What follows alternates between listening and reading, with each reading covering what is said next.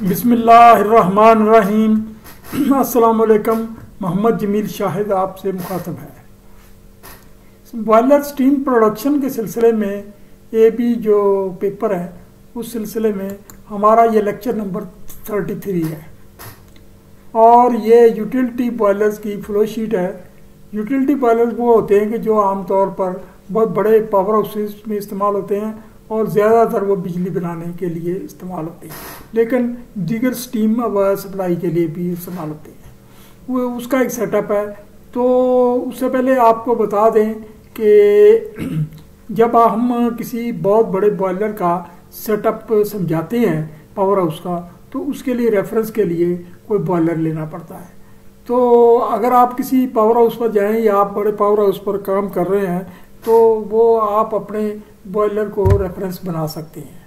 तो ये सवाल इम्तहान में आ जाते हैं कि बॉयलर्स की वो जो बड़े सेटअप के लिए क्या कुछ चाहिए होता है, क्या क्या वैसलें चाहिए, क्या पंप चाहिए, क्या कुछ चाहिए होता है। एक जनरल आइडिया है। तो ये हम जनरल आइडिया दे रहे हैं। उसके साथ ही हम कुछ कैपेसिटी वगैरह का भी बताते जाएंगे, प्रेशर भी बताते जाएंगे, टेम्परेचर भी बताते जाएंगे। ये वो बॉयलर है जो वो जहाँ मैंने काम करता रहा हूँ तो उसके बारे में कुछ बता रहे हैं आपको समझाने के लिए। ये कोई लाजमी नहीं है कि आप उसी पर ही अपना फोकस करें, तो ये समझाने के लिए है। तो मुतलका जो बॉयलर का सेटअप मैं बता रहा हूँ कि ये दो बॉयलर का सेटअप था जो 105 kg पर स्क्वायर सेंटीमीटर प्रेशर स्टीम बनाते थे और उनकी वो कैपेसिटी थी 110 मीट्रिक टन पर आवर और टेम्परेचर था 505 डिग्री सी से लेकर 510 डिग्री सी तक ये टेम्परेचर था। तो गैसें वहाँ 3 इस्तेमाल होती थी। एक गैस थी नेचुरल गैस जो आम वो इस्तेमाल हो रही थी और दूसरी थी एक सिंथेसिस गैस। ये फर्टिलाइज़र फैक्ट्री में वो स्पेयर गैस होती है, कभी कभी निकलती है। वो बजाय वेंट करने के या वेस्ट करने के वो बॉयलरों को भेज दी जाती है, उसके लिए लाइनें इंतज़ाम किया जाता है। ये सिंथेसिस गैस जो है ना वो उसमें नेचुरल गैस में मिक्स कर दी जाती है। आगे हम तशरीह करेंगे आपको। तीसरी गैस एक होती है पर्ज गैस। बॉयलर के सिस्टम में एक जो अमोनिया प्लांट पर एक सिस्टम होता है जिसमें कुछ वो जो है ना सिस्टम में से गैस को प्रेशर पूरा करने के लिए पर्जिंग करनी पड़ती है, कंटिन्यूसली यानी बजाय इसके वेंट करने के उसमें मीथेन होती है, हाइड्रोजन होती है, कुछ नाइट्रोजन होती है। तो ये मीथेन हाइड्रोजन नाइट्रोजन को मिक्सचर जो है वो फिर वो तैयारशुदा अमोनिया भी होती है। ये तीनों का मिक्सचर वो बॉयलर को भेजा जाता है, लेकिन वो बॉयलर के बर्नर पर सेपरेटली जलाया जाता है। ये 3 गैसें का सेटअप था। तो बॉयलर्स की 2 की चिमनी एक कॉमन थी। अब मैं ये आता हूँ ये उसके सेटअप के जो लेआउट का है। इसकी एक स्टीम ड्रम था। तो हर एक बॉयलर का एक वाटर वाल्व थी हर बॉयलर की, इकोनॉमाइजर था हर बॉयलर का, सुपर हीटर स्टेजेस 3 स्टेजेस के सुपर हीटर थे। Super heater 3, super heater 2, super heater 1, 3 final super heater था। और फिर स्प्रेयर टेम्परेचर था जो उसका टेम्परेचर बढ़ने से शूट होने से रोकता था। फिर गैस फायरिंग थी, 3 गैसों का सिस्टम था। एयर प्रीहीटर था रोटरी टाइप जो घूम कर आता था, यानी दूसरे लफ्ज़ों में ये एक जोन में वो फ्लू गैसेस में से वो गुजरता था और जब दूसरे जोन में दाखिल होता था तो वो कंबस्शन एयर में से गुजरता था। तो यानी फ्लू गैसों से जो गर्म हो गया ऐसा वो जब वो उसमें से गुजरेगा क्या कहते हैं कंबस्शन एयर में से, तो वो उसको गर्म कर दे, कंबस्शन एयर को अपनी हीट एक्सचेंज करेगा। दीगर छोटे मोटे पार्ट्स तो आपको पता ही होगा कि आप अपने स्टडी कर लेंगे, बहस नहीं की तैयारी। अच्छा, ये इस बॉयलर में एक चिमनी है कॉमन है, एफडी फैन हर एक का अलग है, मोटर ड्रिवन भी है और टर्बाइन ड्रिवन भी। फैन एक है लेकिन उसकी तरफ प्राइम मूवर 2 है, यानी एक मोटर ड्रिवन है और मोटर है और एक टर्बाइन है, स्टीम टर्बाइन है। तो एक फैन है लेकिन 2 वो प्राइम मूवर से चलता है। सीबीडी वेसल है, कॉमन है तो पूरे सिस्टम की। एक IBD है, CBD में continuous blow down, IBD intermittent blow down vessel, ये भी कॉमन है। डीएरेटर है, कॉमन है, एक ही है। बॉयलर फीड वाटर के पंप 4 है, एक लो ड्यूटी है,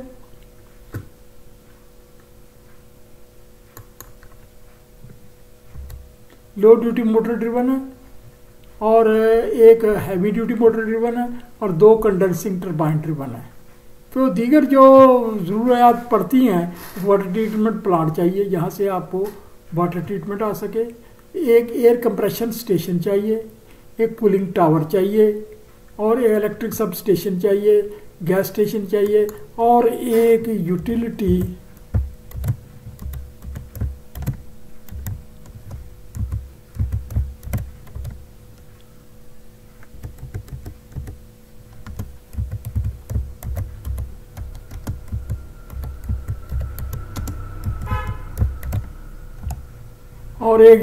वाटर सप्लाई सिस्टम चाहिए। ये इसमें वाटर ट्रीटमेंट तो प्लांट का जो हम डिमिनरलाइज्ड वाटर जो तैयार करते हैं वो उसके लिए चाहिए।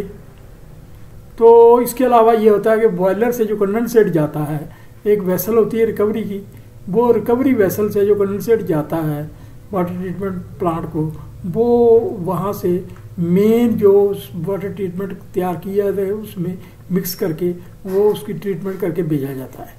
एक एयर कंप्रेसर स्टेशन चाहिए, एक कूलिंग टावर चाहिए। कूलिंग टावर जो है वो जो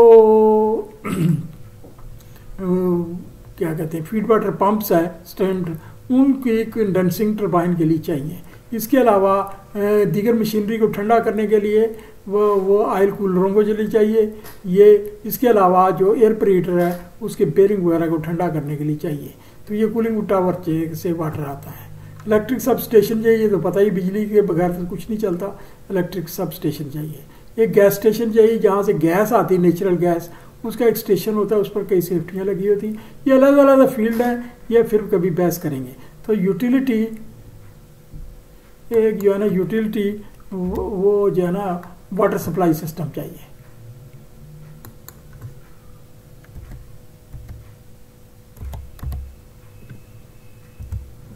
यानी अगर कूलिंग टावर से पानी ना आए तो हम नेसेसरी ज़रूरत के लिए यूटिलिटी वाटर को जहाँ जहाँ इस्तेमाल होता है आम पानी, यूटिलिटी वाटर से साथ ही याद आ गया एक ड्रिंकिंग वाटर का भी सिस्टम चाहिए, छोटा सा होता है वो ड्रिंकिंग वाटर थोड़ी सप्लाई होती है। तो ये तो हमने आपको नेसेसिटीज़ बताई। अब हम उनमें से एक सिंगल बॉयलर के सेटअप के आपको समझाते हैं कि किस तरीके से वो सिस्टम आपको मदद करता है।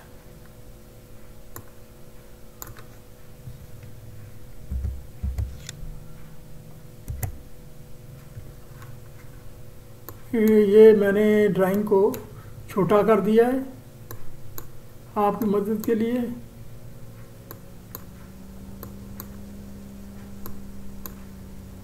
लेकिन इसके बावजूद काफ़ी चीज़ें आपके पास नामुकम्मल है।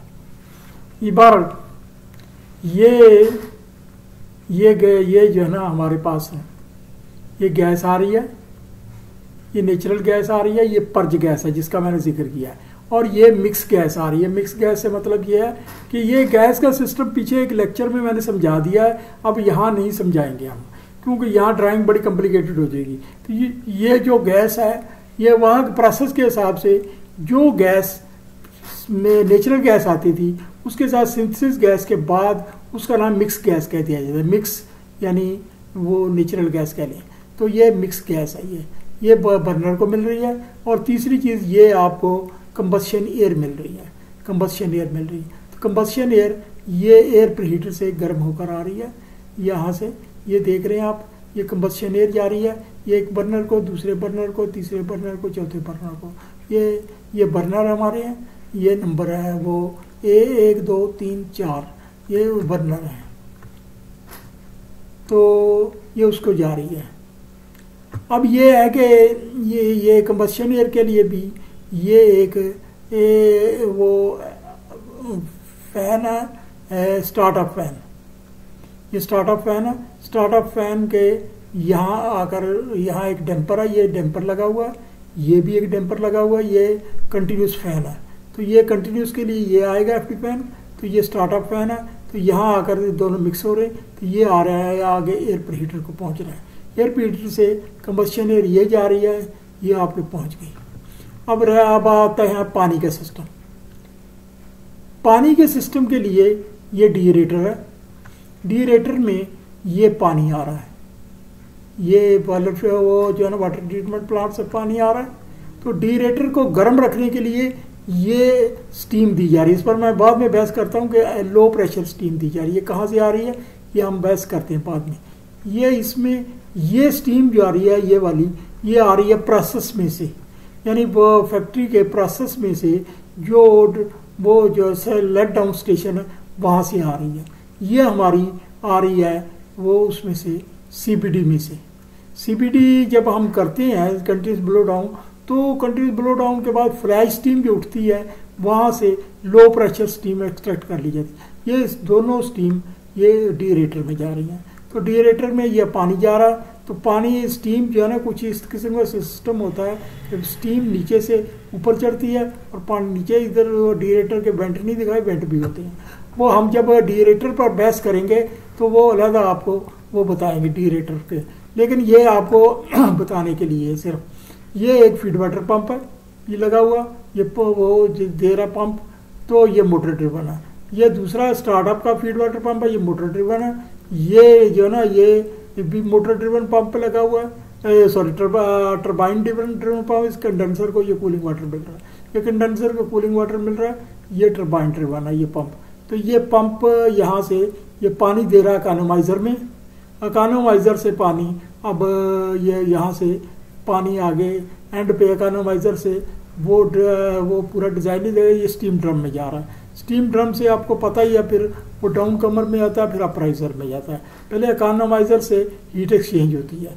तो ये आगे ये हमारा बॉयलर है, फर्नेस है, ये फर्नेस ड्राइंग है।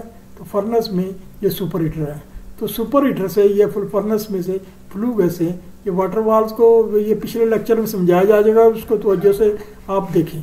तो वो वाटर वाल्व से फ्लू गैसेस इधर से चढ़ रही हैं, चढ़कर ये यहाँ से इकोनोमाइजर 3 को जा रही, 2 को जा रही, 1 को जा रही है। तो 1 के बाद ये आगे जा रही है वो इकोनोमाइजर से ये रोटरी प्रीहीटर में, रोटरी प्रीहीटर से ये चिमनी में जा रही है। तो ये एक डैम्पर है, डैम्पर लगा दे चिमनी से ये वेंट हो गई। तो ये जो है ना इस तरीके से ये बॉयलर काम कर रहा है। अब आगे थोड़ी सी, क्योंकि ड्राइंग इतनी छोटी नहीं की जा सकती, फिर आपको समझ नहीं आएगी। ये दीगर ये जो ज़रूरियात है यहाँ मैंने लिख दी हैं। एक गैस सप्लाई स्टेशन चाहिए, ये यानी गैस आएगी और ये आगे बॉयलर को जा रही है। एक इलेक्ट्रिक सब स्टेशन चाहिए, मेन ग्रिड से ये इलेक्ट्रिसिटी आएगी, वो उसके स्टेप डाउन वो अलग मरहले हैं जो सप्लाइयाँ चाहिए, ये इलेक्ट्रिक स्टेशन चाहिए। एक वाटर ट्रीटमेंट प्लांट चाहिए, ये वो रॉ वाटर आ रहा है और ट्रीटमेंट होकर ये बॉयलर को जा रहा है। एक केमिकल डोजिंग चाहिए बॉयलर में, केमिकल डोजिंग जो की जाएगी वो जो है ना एक डीएरेटर में की जाती है और एक उसमें की जाती है स्टीम ड्रम में। डीएरेटर में जो की जाती है हाइड्रोजन डोज की जाती है और स्टीम ड्रम में ट्राइसोडियम फास्फेट किया जाता है, और डीएरेटर में कभी कभी अमोनिया भी डोज की जाती है, लिक्विड अमोनिया। अच्छा, ये यूटिलिटी वाटर की सप्लाई का स्टेशन है, ये एयर कंप्रेसर स्टेशन है। ये आपको बताना मतलब है अब ये इसके बारे में ये चीज़ें नेसेसिटी होती है। ज़रूरी है कि आप ऐसे किसी पावर हाउस को विजिट करें और वो वहाँ से आपको अंदाज़ा लगेगा।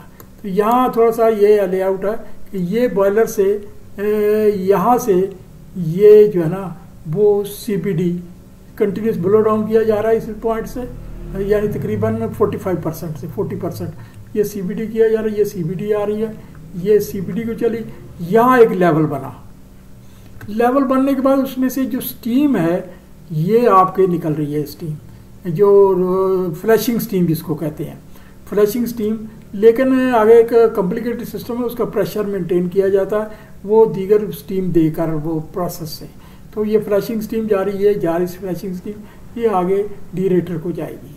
अच्छा, तो ये जो बिल्कुल ही नहीं जा सकी ये प्रेशर, ये एक साइलेंसर के जरिए वेंट हो जाएगी। बाकी जो पानी है जो बचेगा ये ड्रेन कर दिया जाएगा। तो ये पानी ड्रेन हो रहा है। तो इसके साथ एक सिस्टम मैंने नहीं बनाया, वो कूलिंग वाटर भी होता है कि अगर कूलिंग वाटर इस्तेमाल करना है तो कूलिंग वाटर में यहाँ से कूलिंग वाटर की इनलेट लाइन भी, ये आईबीडी है। आईडीपीडी इंटरमीडिएट ब्लो डाउन होता है जिसमें सिलिका वगैरह और ऐसे वो बारे मादे होते हैं, तो वो उससे आईबीडी में जा रहा है। आईबीडी का भी सीधा ड्रेन है, इसको इस्तेमाल में नहीं लाया जाता, इससे स्टीम नहीं एक्सट्रैक्ट की जाती क्योंकि ये कभी कभी ये करना होता है तो कंटिन्यूसली नहीं करते। तो इस वजह से ये इसका कूलिंग वाटर इन आ रहा है, आउट आ रहा है, तो ये इसका वेंट है। तो ये साथ में एक कूलिंग टावर बना रहा है, कूलिंग टावर चल रहा है। कूलिंग टावर ये वैसे तो वहाँ 8 साल का 10 साल का है, लेकिन यहाँ आपको सिर्फ ये 2 बनाए, ये बीच में ब्रोकन बता दिया कि कई सेल है। तो ये वो feed water sorry cooling water supply pump है, ये भी 5 पंप है, लेकिन यहाँ सिर्फ 2 दिखाए गए हैं। तो ये हमने आपको एक लेआउट ड्राइंग बनाई है, तो ये आपको मैं 2-3 मरतबा ना ऊपर नीचे करके दिखा देता हूँ, तो आप इसको स्टडी कर सकते हैं। ये आप देख लें, तो ये आपको लिए नेसेसिटी है, लेकिन मेरी अपनी आपसे रिक्वेस्ट है कि आप किसी बड़े पावर हाउस में विजिट करें और वहाँ से सेटअप देखें, क्योंकि अब अकेला बॉयलर नहीं रह गया, आपके पेपरों के लिए अकेला बॉयलर नहीं रह गया, अब आपके वो पूरा पावर हाउस आ गया है। पावर हाउस यानी थर्मल पावर हाउस आ गया। तो अभी तो हमने साथ में वो जनरेटर भी स्टडी करने हैं। तो जो वैसे तो वो साल्ट का है, लेकिन ये मौजूद सारे इंटरकनेक्ट हो जाते हैं। तो ये बात ख़त्म हुई, तो बेहतर यही अब दोबारा रिक्वेस्ट है, आप एक ग्रुप स्टडी किया करें, एक स्टडी करें ग्रुप स्टडी, और उसमें बहस करें। देखें ये जो है ये स्टडी आपके लिए सिर्फ पेपरों के लिए ज़रूरी नहीं है, आपके इन फ्यूचर नौकरी करने के लिए भी ज़रूरी है। फ्यूचर के लिए आपको ज़रूरी है। अगर आपकी फ्यूचर काबिलियत पूरी नहीं बनी तो आप नाकाम हो सकते हैं, आप इंडस्ट्री में नाकाम हो सकते हैं। और अभी तो कंपटीशन का ज़माना जा रहा है, जैसे जो ज़्यादा कामयाब है उसी को कंपनियां रखती हैं, उसी की तरक्कियां देती हैं, उसके प्रमोशन देती हैं। दूसरे भी रहते हैं, लेकिन वो बैड बुक्स में रहते हैं। तो अभी बात ख़त्म हुई, वो जो है ना मुझे इजाज़त दें। Thank you very much.